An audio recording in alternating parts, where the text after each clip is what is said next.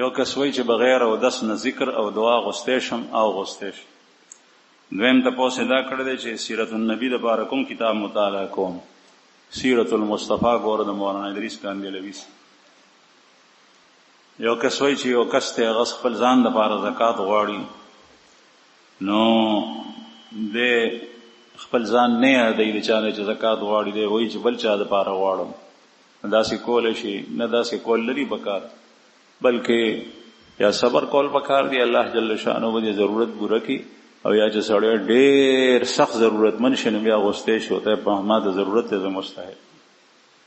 یو کس وایي چې زمونږ په کلاس کې یو طالب علم نه مدرسه کې سبق وایي، قابل دی او بل کمزور دی، هغه کمزوري د سبق نه کوي او په هغه باندې غوسه کوي.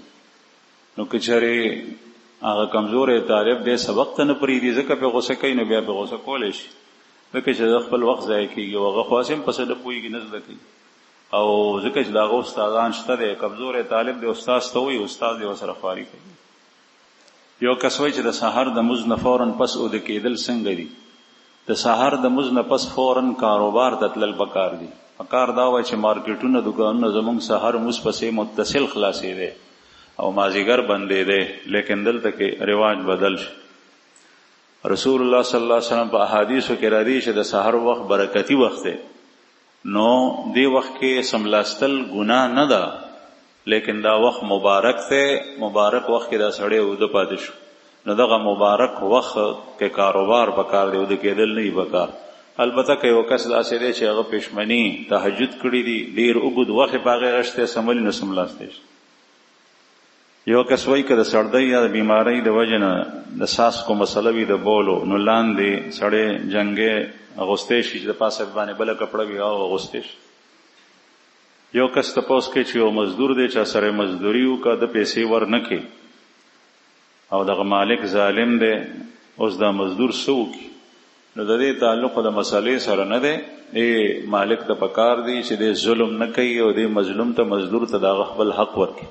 دا الله رسول فرمایي چې مزدور ته مزدوري فوراً ورکول پکار دی، چې څنګه کار ختم شي نه داسې ورته ورکو. نو دا ظلم دی چې د هغه نه مزدوري ایساره کړې ده.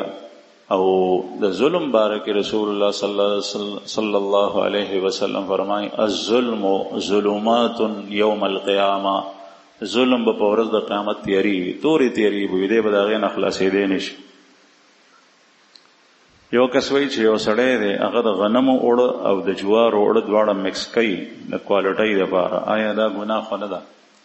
که چېرې دی د غنمو او د جوارو اوړه ګډوډۍ او د غنمو په څېرې خرڅوي چې دا غنم دي، یا په دې دغه خرڅوي چې دا د جوارو اوړه دي او دواړه ګډوډۍ، نو دا ګناه ده، ځکه چې دا دروغ او دوکه ده.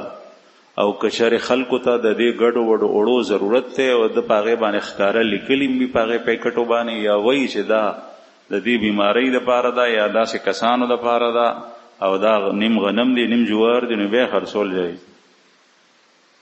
یو کس وایي چې څوک د چرسو کاروبار کې یا د دن روژه او موس قبلیږي او که نه، چې کوم سړی د چرسو کاروبار کوي نو حرام کاروبار حرام دی، په هغې باندې پیسې ګټل حرام، خو موس ځان ته یو فریضه ده، هغه کول پکار دی. نن سبا خلک د دې دا مفهوم اخلي چې نه قبلیږي نو بیا څه دپاره کوم، روژه به هم نیسم موس به هم نه کوم او چرسو کاروبار خو زه پرېښوی نه شم. دا مطلب نه دی، بلکې د دې دا مطلب دی چې د موس فرض خو تا وکړ، دا سړی که موس کوي نو د موس فریضه ترې ساقط شوه، قبولیت د الله پاک خوښه ده. یو کس وایي چې موبایل فون جماعت ته راوړو چا او په هغې کې د موس په منځ کې په هغې باندې کال راشي او په هغې باندې کوم ټنګ ټکور موسیقي لګېدلي، نو صرف د هغه موس خرابېږي که د ټولو موس خو چې څوک اوري د ټولو ورسره خرابېږي، ځکه چې د اواز چې چا ته رسي نو د هغه په موس کې کم از کم په خشوع کې فرق راځي. نو هر قسم هغه اواز چې د خلکو توجه ګډوډۍ دا ټیک نه ده. یو کس تپوس کوي چې زمونږ په کلي کې اکثر خلک وایي چې د جمعې په شپه څوک مړ شي وفات شي نو په هغه باندې به عذاب قبر د قیامت په ورځ باندې نه وي. دا حدیث مبارک کې راځي په هغه باندې تخفیف وي، لیکن د خپل ایمان خو الله جل شانه ته ثابت کی، یعنی د سره بل غو رعایت کیږي. دا مطلب نه دی چې د چوټ خلاص شي، حدیث کې شته. دا یو کس وایي آیا زه او ته دیوبندیان یو که نه؟ نو ما ته خو ستا پته نشته چې ته څوک یې، څه پته لګي چې ته نه عیسایي راغلی، که مسلمان نو مسلمان به هر یو کس ته د خپل عقیدې پته وي. که یو سړی یهودي وي نو هغه ته دا پته وي چې زه یهودي یم. که یو سړی هندو وي نو هغه ته دا پته وي چې زه هندو یم. نو دیوبندی او بریلوی د دې تعلق د مکتبه فکر سره دی. دا مسلمانان دي لیکن د کوم مکتبه سره تعلق ته جدا نظریه دي. بعضی خبرې په بعضی خلکو کې ښې نه دي. زه خو خپل دیوبندی. یو کس وایي چې یو ډیر لوی شیخ القرآن نه مې اوریدلی چې تصوف لس په قرآن پاک او حدیث کې ثابت نه دی. دا خلکو د ځان نه رایسته دی. دا بالکل ټیک ده. تصوف لفظ یو زمانه کې شروع شوی دی لیکن تصوف چې څه ته ویلی کېږي هغه اعمال هغه تذکار دا د رسول الله صلی الله علیه وسلم نه ثابت دی او قرآن او حدیث دواړو نه ثابت دی. زه ته ثابت ہو. قرآن کریم یو آیت کې الله پاک فرمایي لقد من الله علی المؤمنین اذ بعث فیهم رسولا من انفسهم يتلو عليهم آياته ويزكيهم ويعلمهم الكتاب والحكمة وإن كانوا من قبل لفي ضلال مبين. هذه کې لفظ د تزکیه یعنی مراد تصوف ته. نو متتبل سکیدا تزکیه د شرک نه پاکول او د بد اخلاق او رذایل نه پاکول. رسول الله صلی الله علیه وسلم سیرت او احادیث وګوره هغه کې د تزکیه تذکرہ ده. د صحابه کرامو بد او اخلاق نه پاکول هغه زانی و تراغله دی بل راغله دی بل راغله دی. د الله رسول الله سي طریقې خول دي چې هغه پاک شوی. یو کس وایي چې تکبیر الله سره لاس کومه پوری اوچتول پکار دي. لاس دومره اوچتو غوګونو پورې چې ستا د تلی د لاندې ځایونه اوږو ته مخامخ راځي. د کټ او ګوتې د غوګونو نرمو ته مخامخ راځي او د پورته د ګوتو سرونه د غوګونو نه پورته سر سره مخامخ راځي. ځکه چې صحاح روایاتو کې دا درې واړه تذکری ذکر دي. د اوږو تذکره شته، د غوږونو تذکره شته، د سر تذکره شته. او چې کله لاس ته داسې اوچت کړي نو دا درې واړو سره برابري. یو کس وایي چې یو سړی د شپې سوره واقع په ځای باندې 28مه سپاره و یو تلاوت کې سوره واقع هم تېره شوه. دا سوره واقع وشوه که نه نو پکار دا چې د سوره واقعه د خپل روزانه د عادت مطابق شوی نو بیا دوباره دی اوئی. لیکن که چېرې په دې باندې اکتفا وکړو نو دغه هم بس ته کافي ده. بل تپوس یې کړی دی که چېرې بعضې دعاګانې چې هغه د ورځې دپاره دي د سحر هغه د سحر د اذان نه مخکې وویلی شي نو چې د سحر نه پس ته کومو دعاګانو تذکره راغلي ده د هغې هغه پوره نتیجه په هغې باندې اله مرتب کېږي چې په هغه وخت کې ووی. او که د وخت خاص ذکر نه راځي نو بیا چې څه وخت کې ویلی شي. یو کس وایي چې په بار ربیع الاول باندې جلوس ایستل او په دې کې شرکت کول واقعي عبادت او د الله د رسول سره د محبت دلیل دی.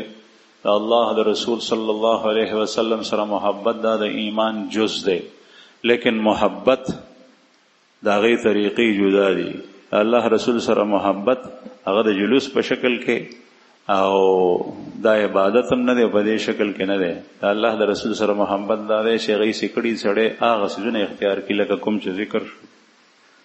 یو کس وایي چې یو افغاني عالم وی پیشمام و چې د سړي په تندي باندې دا تور داغ جوړ شي نو دا د منافق نښه ده. دا خبره تر څو پورې درسته ده؟ دا غلطه ده. دا خبره یو سړي چې په تندي باندې تور داغ جوړ شي په خپله باندې دا د منافق نښه نه ده. قرآن کریم کې الله پاک فرمایي سیماهم فی وجوههم من اثر السجود. د دوی په مخونو باندې د سجدې د وجې نه نښې جوړېږي. د دې نښو نه مراد دا تور داغ نه دی مفسرین حضرات وایي بلکې په مخ کې یو نور پیدا شي. کوم سړی چې د الله عبادت په کثرت سره کوي د هغه د مخ نه نور خیږي. اصل حقیقي سیما دا ده خو ظاهر لفظ کې دا داغ هم په دې کې داخليږي. ځکه د دې نفي کول نه دی پکار او د منافق قطعا ویل نه دی پکار. نه غلطه ده. که یو سړی مز نه کوي او هغه د دې دپاره چې معاشره کې خلک ما ته ښه ګوري دی په ځمکه باندې تندی روزانه کیدي څه وخت دا پریکټس او ایکسرسایز کوي او مګي را مګي او تور داغ پې جوړ شو نو دا منافق دی. یو کس تپوس کړی چې یو سړی دی هغه اوږده وخته ساتلی دي زلفې نو هغه چې موس کوي په پونی باندې تړلی شي چې هغې ته ربړ واچوي او هغه غونډ کړي نه بلکې چې سړی موس کوي دا وخته به دغسې پرېږدي او د هغې تړل مکروه دي. یو صحابي بخاری شریف کې حدیث ته نور کتابونو کې هم دی صحابي یو کس ولیدو چې موزې کولو شاته وخته تړلی نو هغه ورته وخته پرانیستل نو هغه ورته په شاو کتل. هغه د هغه زمانې چې کوم بادشاه او دغه د خاندان سره تعلق وته وی چې ما ته برن ولې ګوري. د الله رسول فرمایي چې کله موس کوي نو وخته پرانیستی ساتي، ځکه چې دا وخته هم عبادت کوي، موس کوي. نو چې دا وخته تړلې دی هغه د موس نه ایثار کړی. یو کس وی چې دا خبره ټیک ته چې دا اودس نه وخت کې سړی بسم الله او نو وینو اودس نه کیږي، نه دا غلطه خبره ده. اودس کیږي چې سمونه وي اودس کیږي، لیکن مسنون طریقه دا چې کله اودس تکینه بیا نیتو کې چې یا الله زه دا اودس دې لپاره کوم چې زه پاک شم، او په جبه باندې وې بسم الله الحمدلله. یو کس وی چې خپل مرهینین لپاره تلاوت د قران پاک یا د نفل ثواب بخله شي کنه، دې ثبوت قران پاک او حدیث نشته او شته ده، او دا نیک اعمال خپل مړو ته بخله شي. بل تاسو کړه دې چې یورپ ملکونو کې د بین کوم منافع ور کولای کی دا غشتل جایز دي کنه، دا سړی چې دا کار کوي نو دا هم سودی معامله ده، او سود غشتلو سره د سود اهمیت هغه ختميږي کله کافر نه خلی هم. یو کس تاسو کوي چې ما خپل بچی باندې سبق وې او بیا مې هغه کاروبار ته وړاندې کو، په کاروبار کې هغه اوس ما ته وایي چې دا کاروبار زما د وجنه ترقی کړی دا، ما ته په ژوند باندې چې زما خپل کوم برخه دا غراک، نو آیا دې زمانه په ژوند باندې حق واستې شي؟ نو نه نشي واست. د پلار په مال کې د زوی برخه د زوی ځان ته چې مال وی هغه خپل، لیکن د پلار په مال کې یا د پلار د مال نه چې کوم منافع مخه ته راغلي دي هغه مال هغه د زوی الګرځي چې پلار مړ شي په وراثت کې دا خپل برخه هغه ته ورسي.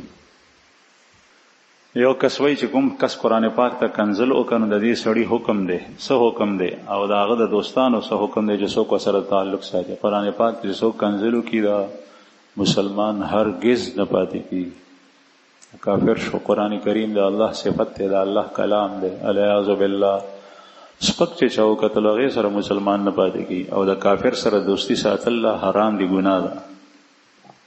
یو کس وی چې زه دفتر کې یا په بل ځای کې چې کله وړو کې او دسماته کوم نو خپل ځان ټیشو پیپر سره ښه صفا کوم، استنجا وکم، بیا د موس په وخت کې صرف اودس کوم. آیا زما دا اودس ټیک دی او کنه؟ نه، تا ته پکار دی چې ته دوباره په اوبو سره استنجا کې، بیا غې نه پس چاردام کې، صرف چاردام باندې کې، ځکه چې تا استنجا نه په اوبو سره کړی دا او نه دی په لوټي سره کړی دا. استنجا په لوټي سره وکا یا په اوبو سره وکا، او دام هغه وخت کې چې کله نجاست بهر نه لګیدلې بلکې نجاست وښوي دی غې لوټي سره. نو اغم د اوس زمانه د بار حکم نه دی. حضرت علی کرم الله وجهه په هغه وخت کې چاته پوسو چې سیب مونږه صرف لوټ او کانه استعمالو نو دا ټیک تا وته فرمایل چې نه. په حدیثو کې چې راځي نو پتا کې او په خلکو کې ډېر فرق دی. کانو یبعرون بعرا وانتم اليوم تسلطون سلطا فاتبعوا الحجاره الماء. علی سے وته فرمایل چې هغه خلک چې نو هغه قضای حاجت داسیو لکه پچی، یعنی خوراک کمو، کارونه ډیر وخت پس به حاجت کولو او سخت حاجت به نو هغه نجاست او ګندګول نه کوي. او تاسو چې ای وانتم اليوم تسلطون سلطا، او تاسو حاجت نرم دی لکه دستونه چې یا خېټه نرم شي، نو تاسو ځان ککړوي. فاتبعوا الحجاره الماء، نو بیا چې لوټه استعمال او کانه نو باغې پسې وبم استعمالوي. دا عام حکم فرمایلی. او ته چې ټیشو پیپر استعمالای چې چاته پوس کړي نو دا ټیشو پیپر خو نه لوټه ده نو وبدي، نو استنجا کوا په وبو باندې. یو زنانه د طرف نه یو سوال راغلی دی چې زما خاوند نن او کاله مخ کې وفات شوی دی، او دغه وخت کې زما ماشومان واړو ما ته چاوي چې ته په عدت باندې مکه نه، او چې کله جنازه اوزي ستاسو خاوند نو باغه پسې یو قدم واخله او بهر اوزه، او ستاسو خاوند ته به د عدت ثواب اورسي. ما دغه سی وکل. اوس خلک وایي چې دا فتا ګناه کړی دی چې عدت ته نه ناستا، او زه سوک دا چا چې دې زنانه ته ویلي دي دا خپلم گمراه او د زنانه هم گمراه کړی ده. ته دوه غلطیانی کړي دي. یو دا حرام کړي دا چې په د خاوند په جنازې پسې تللی ده، او اگر که اوه قدم اولی دا الله رسول زنانو په جنازو پسې تلل منع فرمایلی ده، سخته پابندي پې لګو، دا حرام دي. زنانه په جنازې پسې نشي تللی، دا سړو کار دی. باس د کور دروازې پورې زنانه دي، او چې د کور نه اوته جنازه بیا د سړو لاس ته لاړه بیا به زنانه نه ځي. یو دا حرام شوي دي، زنانه په ناپوهۍ سره چا ورته غلطه مسله خو. دویم دا چې عدت ته نه ده ناسته. او قرآن کریم کې الله پاک فرمایي د قرآن صفا واضح حکم دی د الله د رسول هم چې کومه زنانه د هغې خاوند وفات شي نو هغه د 4 میاشتې 10 ورځې په عدت باندې ناسته.